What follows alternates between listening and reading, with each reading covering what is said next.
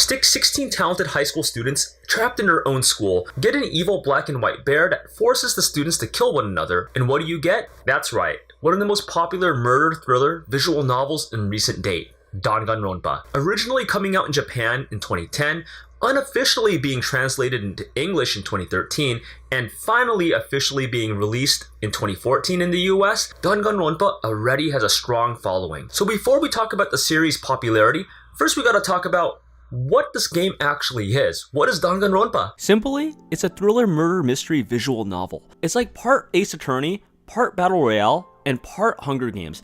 As said earlier, students are forced to kill each other in this game, but there's one catch. In this game, the students can't just murder someone in public.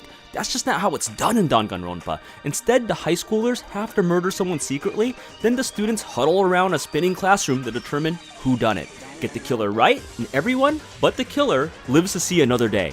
Get it wrong, and only the killer gets away, while everyone else meets a horrible death. The cases get pretty insane and have more twists and turns than Initial D's racetracks. While there are 7 titles in the Danganronpa series, in this video we'll be talking about the 3 mainline titles, Danganronpa 1, 2, and V3.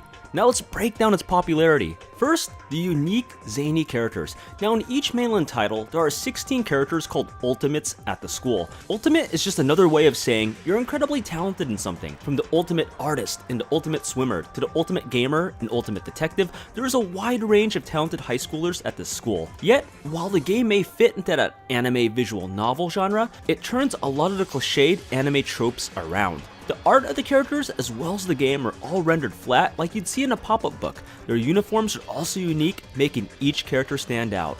In turn, this style makes the cast pop out more and make the style unique to Danganronpa. The students all have their own past that you'll learn as the game progresses. In fact, these students are so fleshed out that Danganronpa writer Tazukata Kodaka said that each character was purposely fleshed out as if they were the main character. During the game's social sim section, you'll get to befriend these characters, making the game feel very persona with the game's social links or confidants. These characters are, for the most part, very likable and you'll definitely have your favorites, which is why when the tension starts ramping up and crap hits the fan, the game truly picks up. You'll wonder who the murderer will be, and it will hurt even more if one of your favorites that you put hours into getting to know better gets offed. The next point is the likable main villain, Monokuma. Also known as Puhuhu Bear, Monokuma is actually a likable villain. Don't get me wrong, he is definitely evil, but this Puhuhu Bear is actually quite funny and occasionally breaks the fourth wall. He knows how to have fun while also forcing students to kill one another. It's a weird mix, but one that works. I would say he's one of the main stars of this video game, and in fact one of the main mascots of this video game as well, as you can see from the Monokuma Bear I have here. Throughout the story, you also want to know more about Monokuma, his motives, and why he's forcing the students to kill one another. You'll find the story to be quite interesting.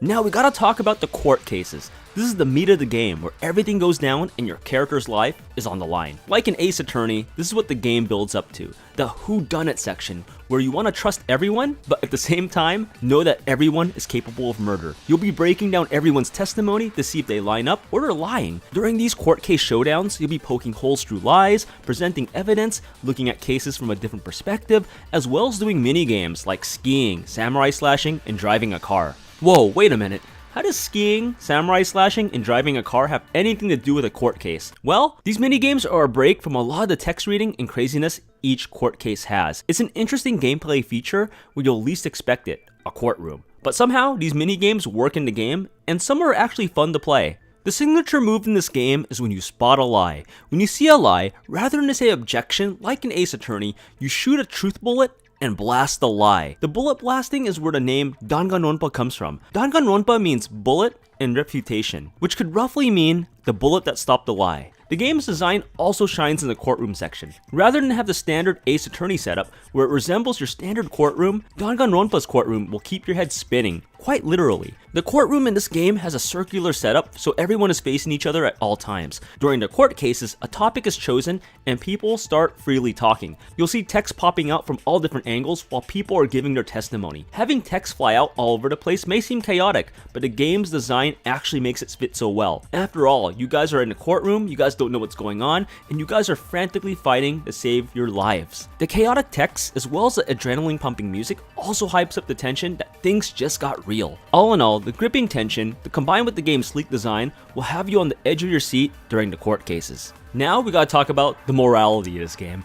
And Danganronpa hits with the question of, would you kill someone else just because it was an enticing motive? It's a question we hope all of us would say no, thinking we're upstanding people, but at the same time understand why these students start plotting murder at the same time. Of course, the whole premise of trapping students in school, forcing friendly students to kill one another isn't the newest idea, but you'll wonder what drove these students to go aggro on each other and their reasonings to do so. Now we gotta talk about the executions, one of the most popular things about the game. It's like the anime version of Saw with its pink blood, gore, and brutal torture scenes. Monokuma dishes out these torture scenes to the guilty party, the guilty murderer, at the end of each case. And while some may be squeamish, others unabashedly wait to see these brutal scenes at the end of each case. And these executions hammer the point that with each case, they represent death, and thinking maybe, just maybe, that death could have been avoided, that you could have saved one of your classmates. And the next reason is the abridged versions and cosplays. When this game came out, there was a lot of abridged versions of this game, where creators would dub over the original game or anime with hilarious lines. One of the most notable ones was the Danganronpa abridged series by Valero. Cosplayers also made the game even more known. If you've been to an anime or video game event, you've probably seen cosplays of characters from this game. So to wrap it up, if you're into the murder mystery genre, visual novels, or just want to play a unique game, Danganronpa is the game to play. The numerous surprises and shock throughout the series make this game a cult classic. Although it's pretty hard to talk about the series without talking about any major spoilers, the game is something that you should experience. Solving puzzles, blasting lies, and figuring out what's going on will make you feel smart for sure. But at the same time, when you do eventually crack the case and find the guilty murderer, that smart feeling that you had earlier will soon turn to sadness as you know that someone has to die. The game also features two memorable, iconic villains that will go down in gaming lore. So what do you guys think about this video on why Danganronpa is so popular? Have you played the game before, and are you a fan of this game? I'd love to know your take in the comments below. And if you guys want more videos on in-depth gaming, particularly East Asian gaming, then please hit that subscribe button below. And with that being said, I'm off to play some more games, but I'll see you in the next video. Take it easy, guys.